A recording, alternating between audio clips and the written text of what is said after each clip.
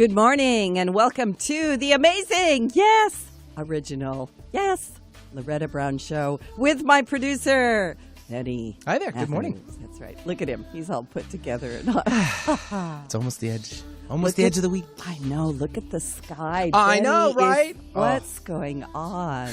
Bye-bye, rain. Hello, sun. I love it. So beautiful. So beautiful. So this is a radio to open the heart, heal the soul, and awaken the consciousness. I hope everybody is having a wonderful morning. What a beautiful, beautiful week. And it started to feel more like spring. I came out and they're called crocuses. I don't know why they're called crocuses, but they were coming up. Oh, yeah? Uh-huh. Very, very pretty. They're like, hello. Hi, Loretta. We're coming up just for you. You didn't break out in your little costume and do a little crocus dance? No, but I could. I'll figure that one out. Halloween. I know. Who needs that? That's you right. can do it you can do it this year. And we entered May. We made it through. We did make it through. Yes, we did. Day. I see where you're going with that right there. May Day.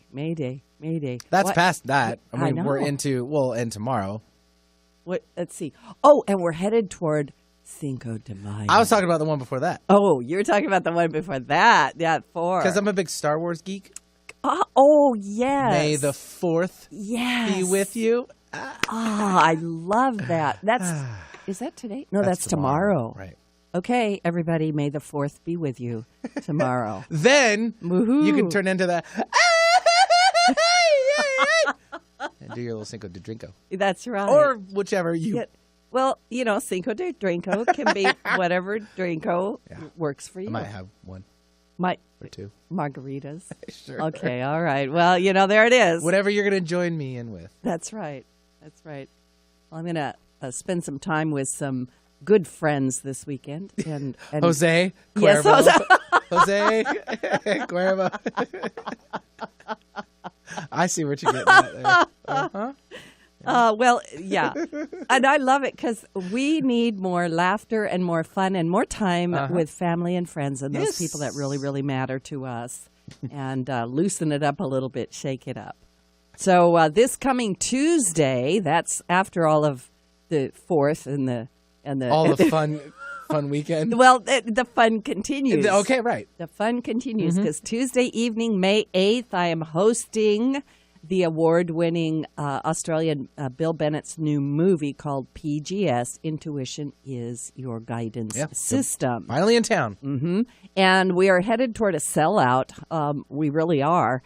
I think I have, 20 tickets left or something, and out of 100, something like that. The show will begin at 7:30 p.m. at Regal Crossroads in Bellevue, Washington.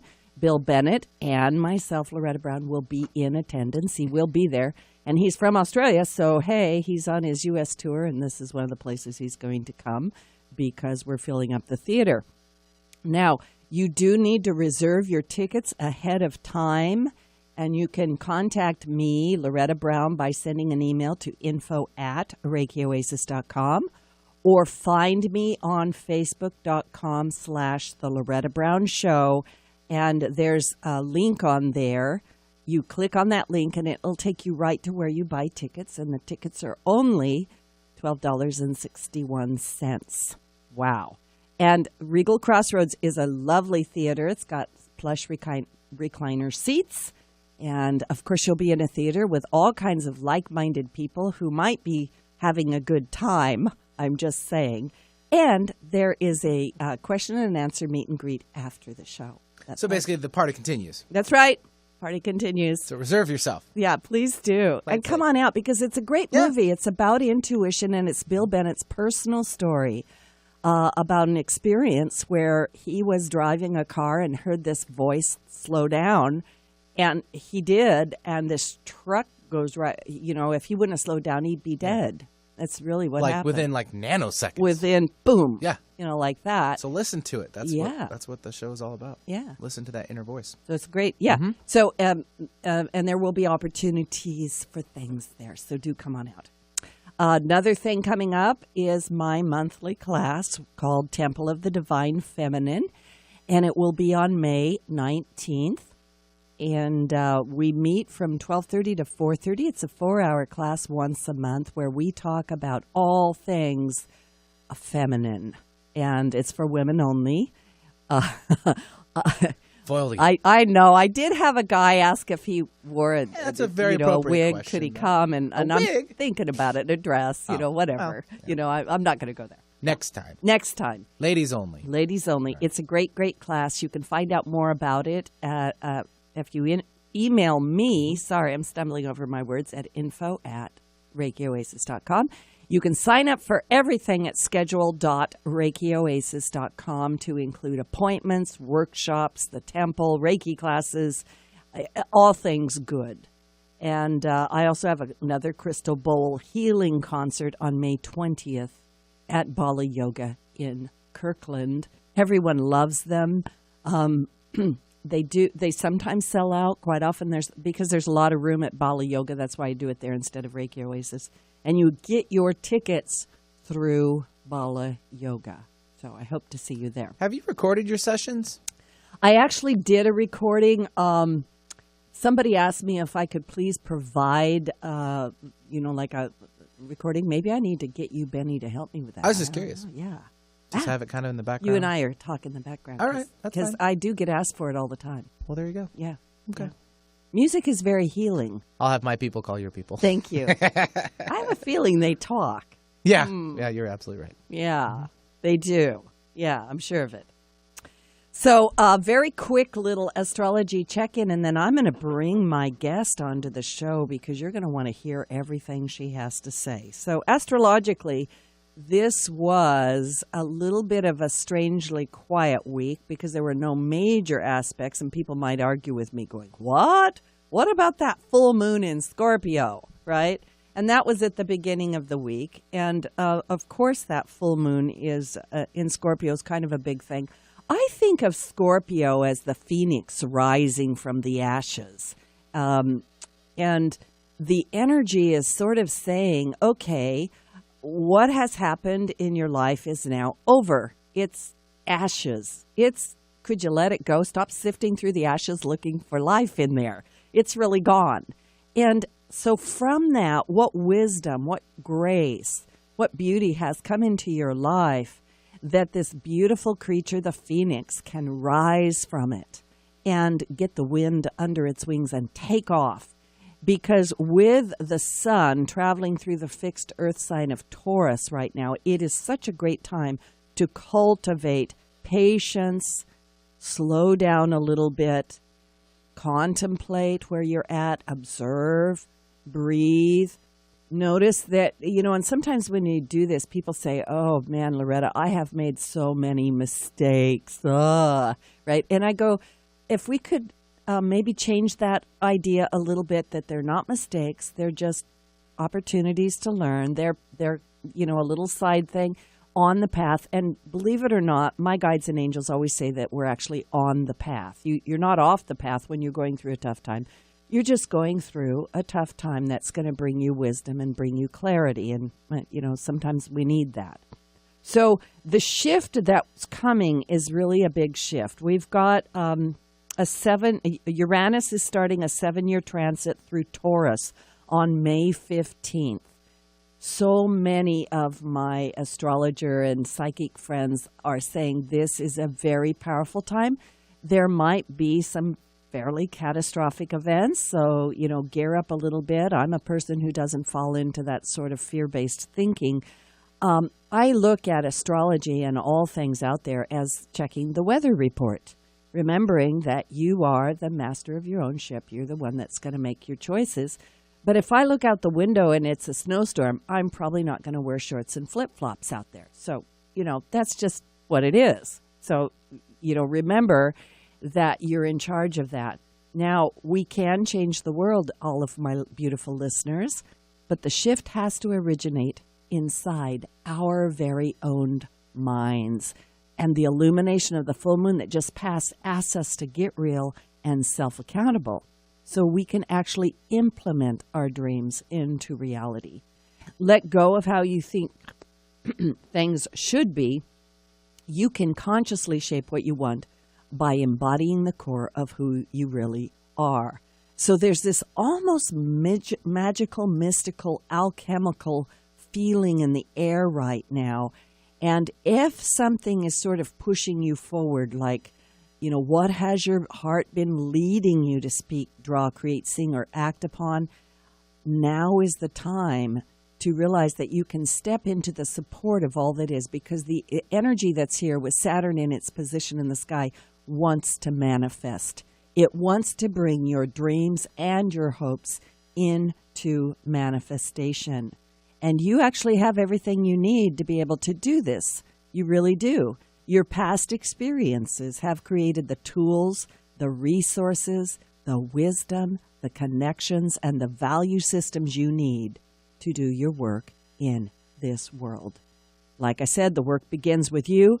It's going to begin in your mind, body. Oh, I'm so glad I said that. That's such a great segue. My guest today is going to tie into everything I just said. It's amazing how that happens. My guest is Noah Belling. She's an international best-selling author and psychotherapist.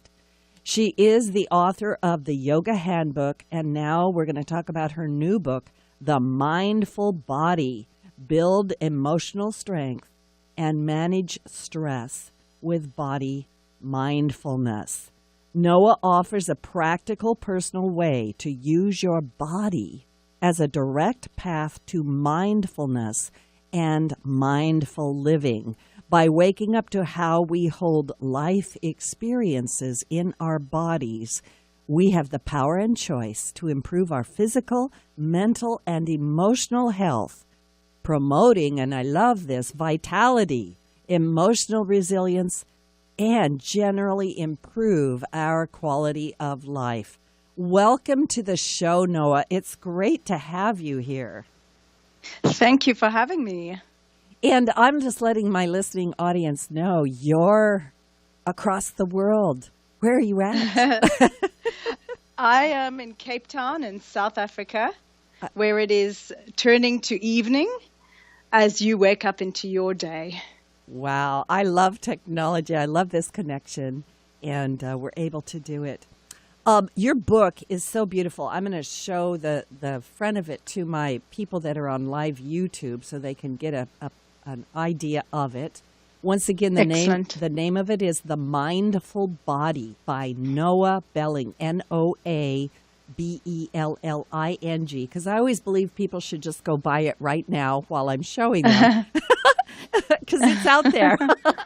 I want to talk a little bit and give the listening audience an idea of who you are and what you do. And Sure. I realize that's a big question. So tell us a little bit about yourself. My professional self, I am a psychologist or psychotherapist who specializes in the mind-body relationship. And a bit of the history around that. I used to be a dancer, a professional ballet dancer, as my very first career and my very first passion in life.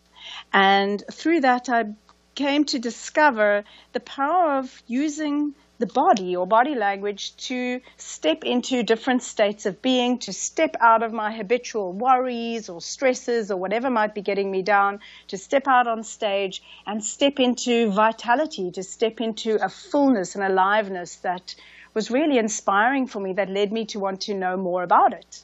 And later in life, as well as picking up yoga along the way, I was very fortunate to study at Naropa University to gain a master's degree there in Somatic Psychology, which is the study of how the mind and the body are connected and how the body can be used as a resource in psychological growth.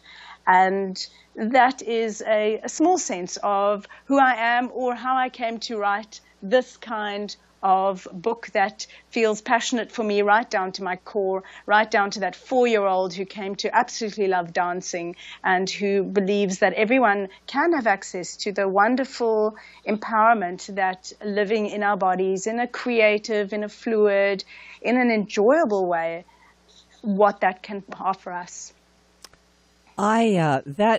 That little intro raised about 10 questions in my mind. So I love it. So the idea of somatic psychology, there's this connection between the mind and the body. So Yes. talk, because that's something that's been around a lot, and in my work, it plays in also. But what do you mean by that? How is the body mindful? I will go into that with an example. Okay.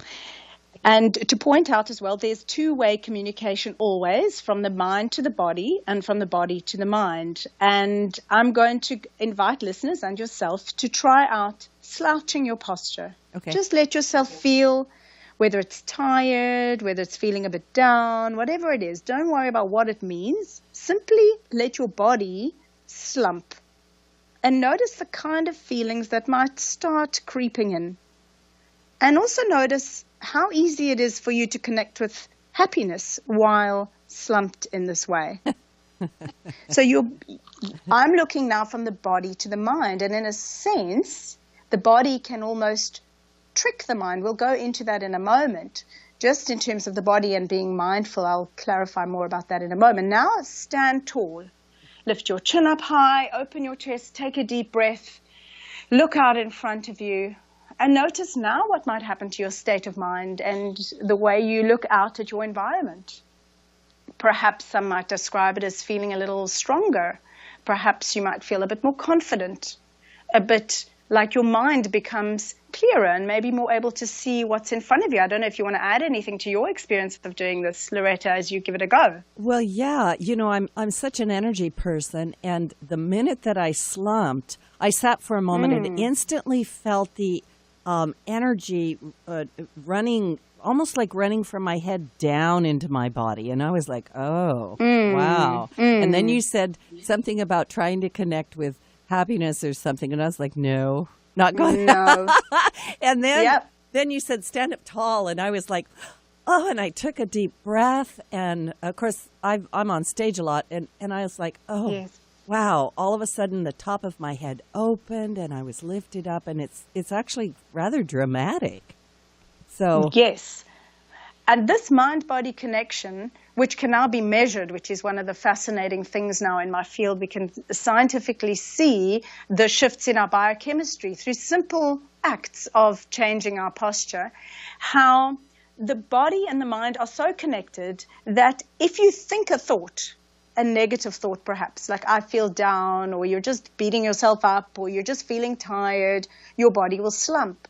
But out of habit, a lot of us, if we were truly to catch ourselves in a moment waiting in the shopping line, even driving the car, waiting for the children, cooking supper, we might actually catch ourselves not quite as open and present as we could be. And our posture gives us a really tangible, tactile way to do that, a way that we can grasp our state of mind and say, hey, let me take a moment and shift that. So one of the simple acts that can be utilized, that's offered in the mindful body, is to pause for even a few seconds and notice your posture and perhaps run a body scan from head to toe. And naturally, you might discover tense shoulders, tense jaw. You might discover a slight slump or that you're standing a little bit twisted. Usually once we discover that, we're not inclined to leave it that way. We go, oh gosh, I'm standing with my shoulders up and I'm grinding away at my jaw. We usually spontaneously will release and try to bring our posture to be a bit more comfortable. So bringing the quality of mindfulness, which is simply about being in the present moment and using the body as kind of a touchstone to help us gauge what is the quality of our presence in the moment. And then allowing ourselves in a matter of moments. It could be, as you mentioned, quite dramatic, the shift between being a little bit fidgety, a little bit off-center, a little bit slumped, whatever it is that's our way, a little bit tense, and doing a body scan and shifting our bodies to feel more comfortable, to feel a bit more grounded and centered. In that moment, in that matter of seconds, we can shift ourselves to be a little more optimistic. We can shift ourselves to be a bit more balanced in the way we continue with whatever it is that might be in front of us. Does that make sense? It's lovely. It's well said. And while you're talking, I was thinking about what you said a little bit earlier, and I'm saying it my own way, which is, who is the body talking to the mind? Is the mind talking to the body? And I find myself, and I know my listeners do, sometimes you're walking and you're looking at your feet, or you're looking down and you're deep in dark despair, whatever, trying to figure something out. And just a moment of, because what you just had me do was become present in the moment, become mindful of what am I doing? And instead of trying to figure it out in my head, and I want you to comment on what I'm saying, instead of figuring it out in my head or my mind, I'm checking my body. We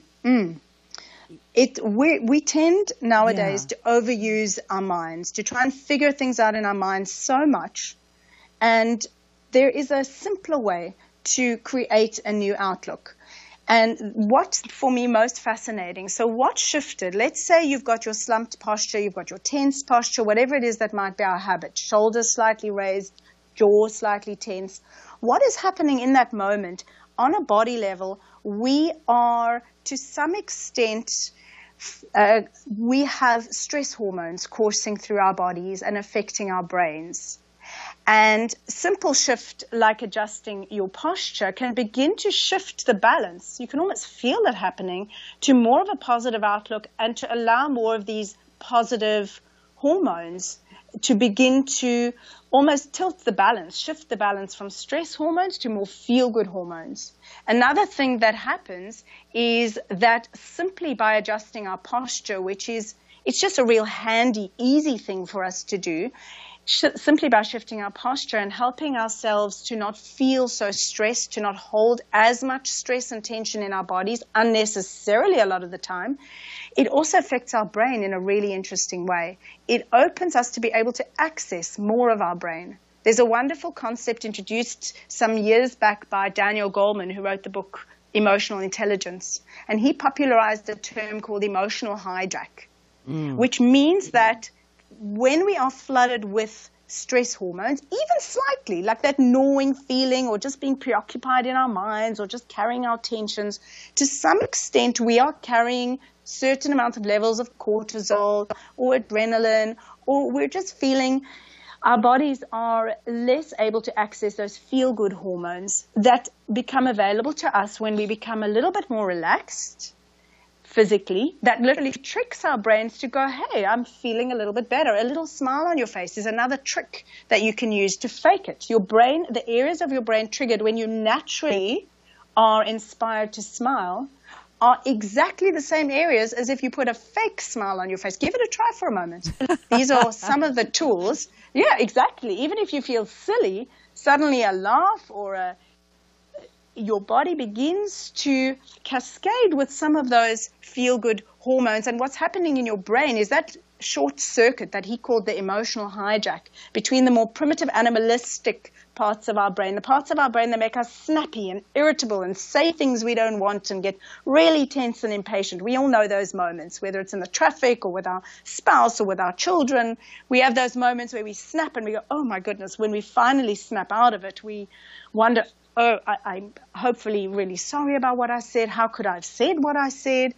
So when we feel more relaxed, whether it's having recovered from a moment of tension or having lashed out at somebody in a way that we may regret, once we recover into a more relaxed state that we can do simply by adjusting our posture even to be more relaxed, parts of our brain, our more evolved prefrontal cortex, our most evolved neo-mammalian brain comes online. We're able to access it. Our brain is no longer hijacked, which means we can think. What does that part of the brain help us with? Thinking logically, thinking rationally, seeing more clearly, hearing better, being able to be creative, innovative, being able to be in contact with the person in front of us. I mean, if you think about it, when we're caught up in ourselves, looking down at our toes, carrying our tensions and our stresses, preoccupied in our minds, how present are we really with the people in front of us? And so this idea, of beginning to shift does so much more than simply relax us. It really helps our brains to think more clearly, think more creatively, and also to access compassion for ourselves and others. And there are many tricks in a way that are offered throughout the mindful body, which essentially are all about that. And to add one little more piece is you mentioned Intuition earlier, a wonderful film that you'll be hosting. And to be able to access your intuition, to be able to even quiet the mind enough that you can listen, that state of relaxation is essential. Otherwise, what we tend to be listening to is our critical thoughts, our judgmental thoughts, our assumptions about reality, as opposed to listening inwards, quietening our minds to be able to hone into what our impulses are, like that wonderful story of the man whose film it is, who averted an accident by listening to a voice inside that told him to slow down.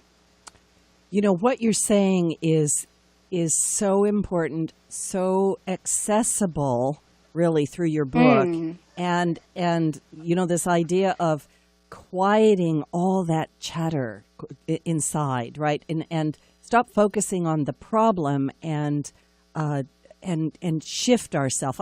We're going to take a station break in a minute, but I was remembering my mother, God bless her, right, has passed on now. She had all these children, like 8 of them. And we would be doing whatever, and she would say, and it's almost instinctive, she'd say, change your posture, sit up, go outside, you know, whatever it is. And there was a kind of almost a knowingness in there that changing the body posture was going to change our emotional state or how we showed up. So anyway, we're going to take a little station break. This is Loretta Brown. This is the Loretta Brown Show. My guest today is Noah Belling, and we're talking about her new book, The Mindful Body. What a wonderful, practical thing to talk about and easily accessible. We're going to take a break. We'll be right back. Oh, yeah, that was a great choice. Yeah, for sure. Welcome back to... Picking up what I'm laying down right there? You are. Okay. I got it. Thanks for coming back and tuning back into the original Loretta Brown Show. So, Noah, if you figure that out, I'm very thematic with the music, with the show topics. So you kind of figured that one out, did you? I hear my body calling. Yeah. Perfect. Yes. Anyway, you can find out more about me, Loretta Brown, at thelorettabrownshow.com or ReikiOasis.com. I've ran Reiki Oasis for 23 years here in the greater Seattle area. Lots of stuff going on. And be sure to check out my guest, Noah Belling. I'll spell it for you, Noabelling. We're talking about her new book, a beautiful book, The Mindful Body. Before the break, we were talking about postures and how they affect you. And I was mentioning to Noah during the break that, you know, the subtitle of her book, Build Emotional Strength and Manage Stress with Body Mindfulness. And I want to talk a little bit about that. So many people come in and they're emotionally overwhelmed by life. And I have this sense of squeezing their body. I sometimes think about, you know, the little shirts we put on animals when the firecrackers are going off, the fireworks, or swaddling a baby. And so can you talk a little bit, Noah, and maybe even give us some little helpful exercises or hints? How do we build emotional strength and manage stress? With body mindfulness. Mindfulness, yeah. Which is turning our attention to our bodies for the sake of influencing our minds to be more present, creative, to be able to access our compassion and our empathy, and to be our best versions of ourselves, and only in a matter of seconds. I thought, why not offer a few, I call them mindful body moments. These are pauses that you can take at any point in your day. I heard an interesting study recently, I'll just add this, is that if we add up the amount of time we spend waiting at the traffic light, waiting in shopping lines, waiting for our children, waiting for the kettle to boil, whatever it is that we wait for, if we could, it would add up to months and months of our lives. And this is from an early age if we live into a nice ripe old age. And so the invitation here is to make use of some of these times of waiting. You could be in the shopping line, you could be waiting at the light, any opportunity, we tend to go straight into our minds, or nowadays actually go straight onto our mobile phones and check our emails or update our messages. We keep ourselves so busy, and there's this wonderful world which can actually bring us great joy, and this is the part of building emotional strength. When we spend a lot of time in our minds, when we spend a lot of time busy and constantly waiting for the next connection through our mobile phones, what it can do is keep us in a state of just busyness, or sometimes negativity, or sometimes just feeling unsettled or restless. So some of these exercises come to invite you to take these moments. The first one I'm going to offer is place your hand on your chest. You can do it in a matter of seconds. You might notice that you feel naturally a deep breath might simply arrive. Allow that to happen. And if you add a little smile even, doesn't even need to be a big smile, and hold it for long enough that your body and your brain can actually register what's going on. Hand to heart, a little smile. This can help create positivity. In the fields of neuroscience and positive psychology, one of the things that's really clear is that we have the ability to re-educate our emotional worlds. Not only to work through our problems is important, but equally important, if not more important, is to train ourselves to sit more, to live more in positivity. And the more we can take the gaps in the day, maybe we can do it once, twice, 3 times in these waiting moments, place a hand on the heart and bring a gentle smile. And allow that to really seep into your body and mind, not just for a brief second, but maybe for a few seconds while you wait. That can really begin to shift towards our feel-good hormones, can begin to invite them. I spoke earlier about the smile, almost tricking the brain to begin to think, hey, I feel good, I feel happier. And the more we can be mindful and invite ourselves to return to this hand on the heart, smile, even just for a few seconds, it can do something. It can feel very empowering to go, hey, I can shift the way that I feel. I don't have to be in this I would call it, in this state. Sometimes if I'm busy with my children, especially when they were younger, and it can be quite chaotic at certain times of the day, like getting ready to leave the house in the morning, sometimes simply placing my hand on my heart, taking that deep breath, invites me to just slow down and think, hey, how can I be a little bit resourceful here? How can I bend the rules a bit? Maybe take the little one's shoes in the car instead of trying to accomplish everything. Maybe bring some breakfast along instead of trying to accomplish everything. So it just can give a little pause for a little bit more resourcefulness. So that's one of them.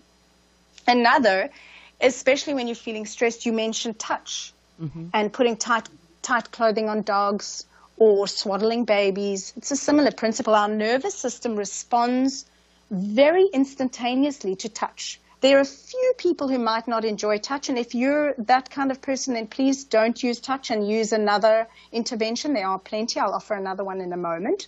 But touch, for most people, within a matter of seconds, increases our levels of oxytocin. What is that? It firstly quiets our nervous system from feeling jumpy or a little bit worked up to it's nicknamed our cuddle or snuggle hormone. It can help us feel a little bit more intimate to ourselves, towards others, maybe to feel a little bit softer towards whatever's going on inside of us or around us. And again, the ripple effect up into the brain then warms the brain to be able to access maybe a new idea, can suddenly pop to mind, a little bit of creative thinking, a little bit more solution rather than problem focus. So that's a great resource that I speak about in an entire chapter actually dedicated to the power of touch and the power of your own hands to touch yourself, not always waiting for others to touch us, although it is really powerful, as many of your listeners may know, when people are feeling down, we instinctively might take hold of a hand or place a hand on a shoulder. That's very powerful too. And we can impact ourselves simply by placing our hands on our bodies. So touching could be rubbing your arms or even holding your own hand. Sometimes if I'm having a hard time or I'm stuck in an argument, nobody needs to know you do it. You can just hold your own hand and hold it quite firmly. And here's another mindful body moment to add to that. Place your 2 feet on the ground. centered, grounded, or sitting, place your two hips evenly on the seat.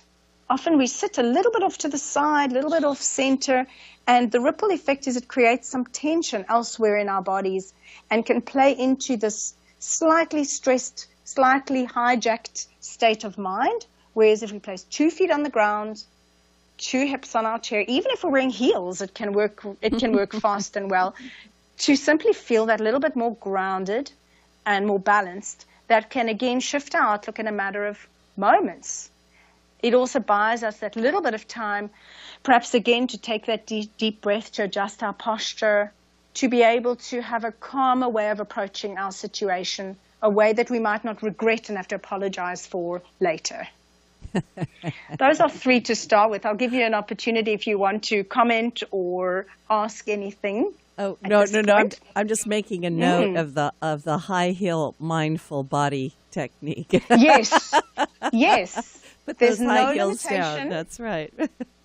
Yeah. If you're wearing heels, place your 2 feet in your heels. Just stand a little more squarely, and it can have the same effect. It can literally ground and balance you no matter how emotional you're feeling, so that suddenly in a matter of seconds, you feel a little bit more clear-headed, a little bit more in control, and maybe a little stronger inside. If I may add something to that now that I'm thinking of the 2 feet on the ground, I speak in one of the chapters about how our personality is linked with different postural styles. If you stand with your 2 feet on the ground and you place your hands on your hips, this is called a power pose. It opens your chest, perhaps invites you to take a deep breath, make yourself a bit bigger. This can help increase, Harvard research has shown us that this can help increase your levels of testosterone, no matter if you're a man or a woman, as well as decrease your cortisol levels, which is related to your stress or your anxiety. So this is one you can do if you're about to go into a confrontation or if you're about to do a presentation. These are things this is something you can do behind the scenes. I wouldn't recommend placing your hands on your hips and looking all confrontational while you're in the midst of an argument, because then it's just going to be like a non-verbal body language declaration of war. You rather want to do that to build your confidence. Maybe just subtly, if you are in an argument, place your 2 feet on the ground and just take a deep breath into your chest. If you tend to be a person who feels shy or feels like you're not able to stand up for yourself, this is a great way to feel a bit emotionally empowered. Another angle on emotional strength, to be able to stand up for yourself in hopefully a grounded, centered way, but in a way where you can perhaps find your voice. Because a lot of the time when one feels shy or intimidated, again, the posture closes, slumps, tends to wall off.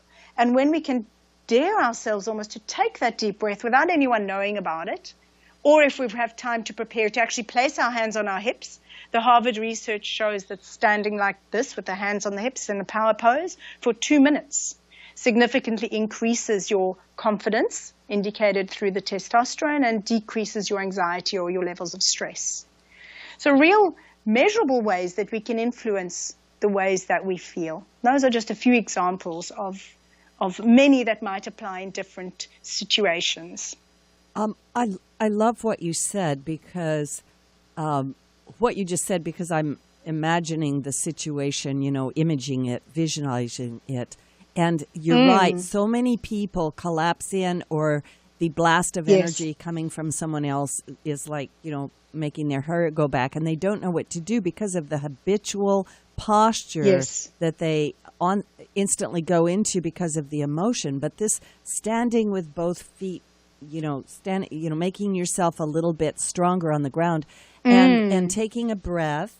And also, I was imagining, sometimes people don't know what to do with their hands, but you already gave us that, like hold your own hand, Absolutely. And now you've created this energetic self. You've tied yourself in a little bit so that you can be more stable. And, Absolutely. Yeah, be in your own authenticity, your own truth. Yeah. Yeah, I think finding the voice is a big deal. For a lot of people, it really is. Yeah. And you know what else is wonderful? I'll add a couple more, and these are spoken about a little later in the book when we lean into relationships and the value of what we can do to make ourselves happier. And this is part of building emotional strength. If we feel happier, we naturally feel a bit more resilient, a bit more able to weather the ups and the downs. And there's some great, again, scientifically validated techniques for that, whether we're on our own or with others. Play is a great one, is to remember to make time to play, to do the things we love doing, whether it's board games, whether it's sports, whether it is allowing some playfulness in the way we go about our work on a particular day. I notice yourself and Benny have that lovely playfulness between you, and that's actually developing a part of the brain. I won't get technical about it, but there's wonderful research about how playfulness really develops a part of our prefrontal cortex, an aspect of our nervous system that helps us not only feel happier more often, but also helps us connect more easily with other people and to be able to have greater resilience, greater ability to weather the ups and the downs and to stay more solution-focused, creative.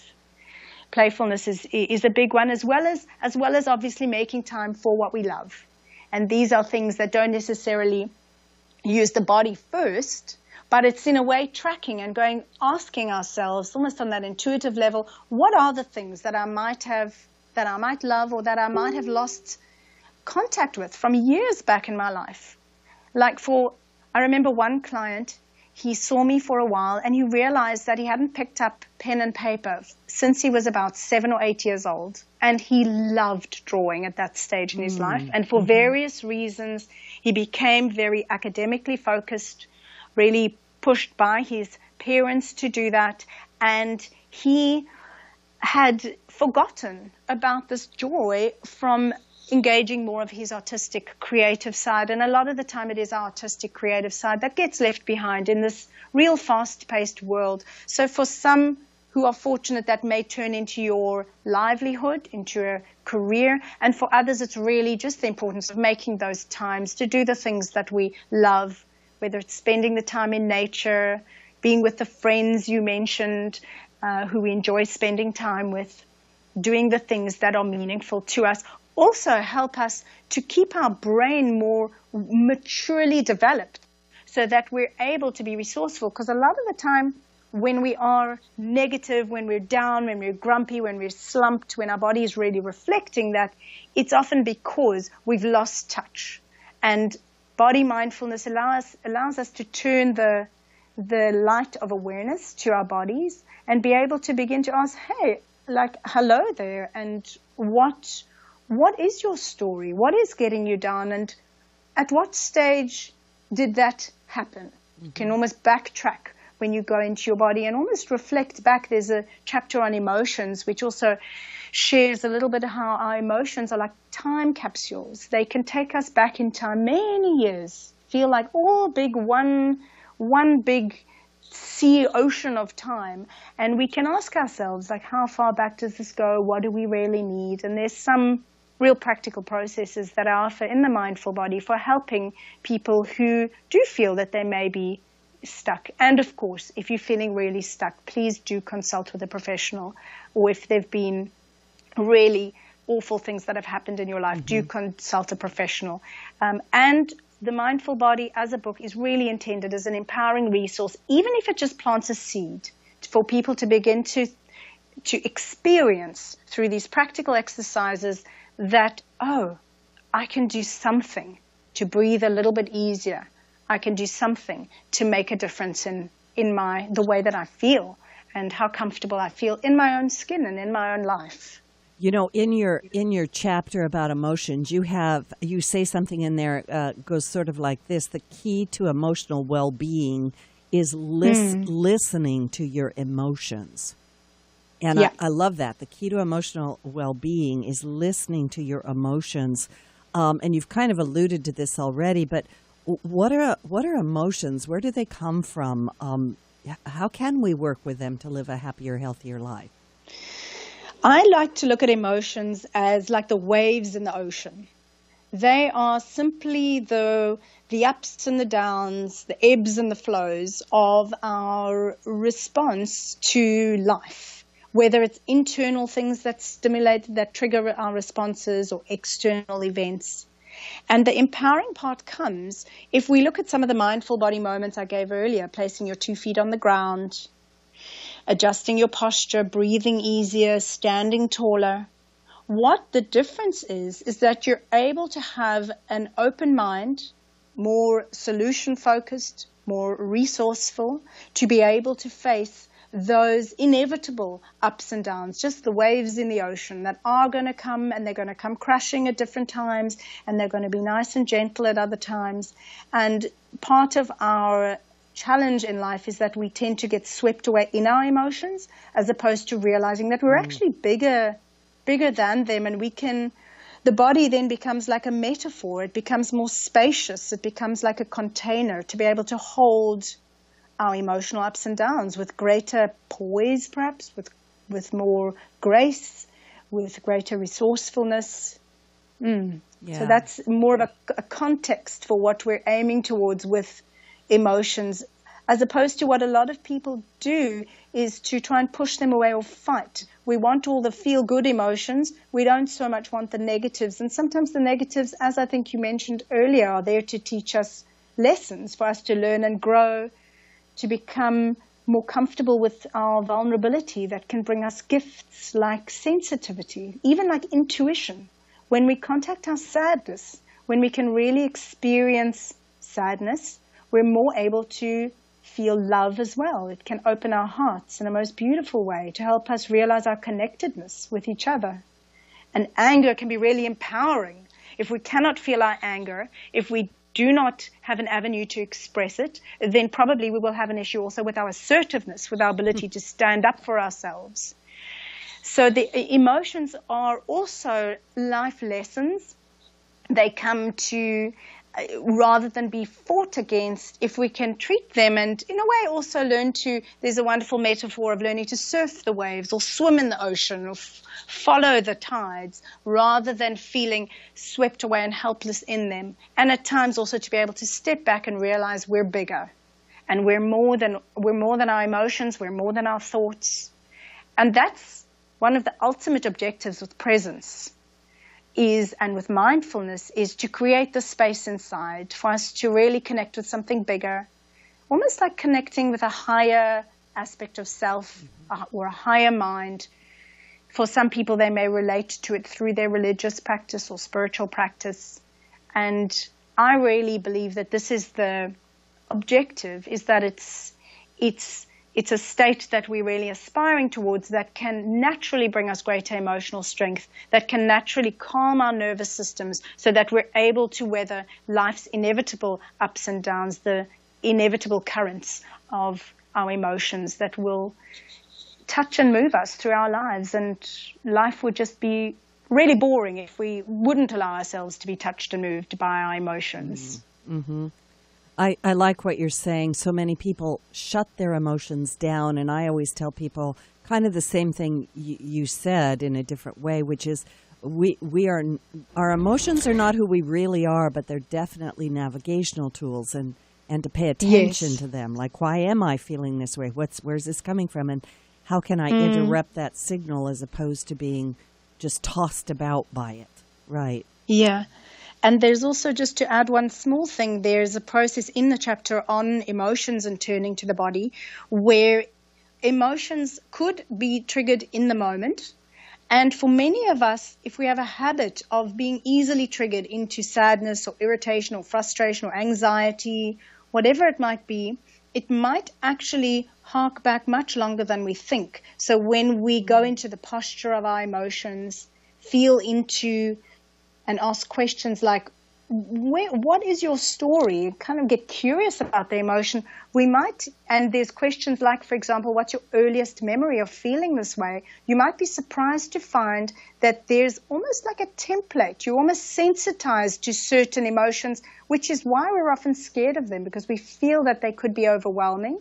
And there are processes, there are definitely ways for anyone to work through what it is they're feeling, whether it is using the tools in the mindful body, or for some finding support in professionals like psychologists to be able to be supported through a process that may be difficult emotionally. Yeah. Now, in your book, you have a chapter on mindful body dreaming. What is mindful body dreaming? Mm-hmm. And we have like 2 minutes.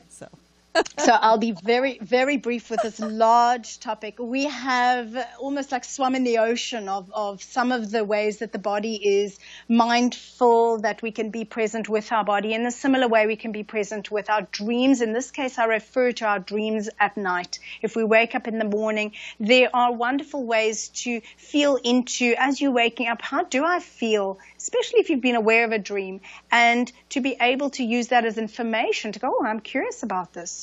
How can this be reflecting something about my life at the moment? Maybe there's some useful information about the particular drama that sets up in the dream. So it's another way to track and gauge our experience and to turn it into something empowerment, because our dreams, I really strongly believe, and have seen it over and over again, are showing us not only the areas where we might be stuck, but also great areas for personal growth. And I'm just kind of like putting a little teaser out there to people so they'll go find your book, right?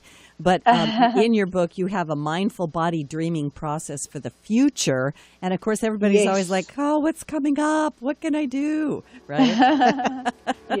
Yes. So, Noah, how do people find you? How do they connect with you and find your book? The Mindful Body is available through all good bookstores as well as on Amazon. And myself, you've mentioned my name a few times. I have a website, Noah Belling, NoaBelling.com. And Rockpool Publishing, who publishes this book, is also a great resource if you want to look at their website. They've also got lots of information on the Mindful Body as well as some of the other books too that I recommend. All right. Well, thank you so much for being on the show. I want to remind the listening audience, I hope to see you Tuesday evening at Regal Crossroads Cinema in Bellevue with Bill Bennett. And find the book. Here's another picture of it. The Mindful Body, Build Emotional Strength and Manage Stress with Body Mindfulness with Noah Belling. Be kind to each other. Have a wonderful time. May the 4th be with you.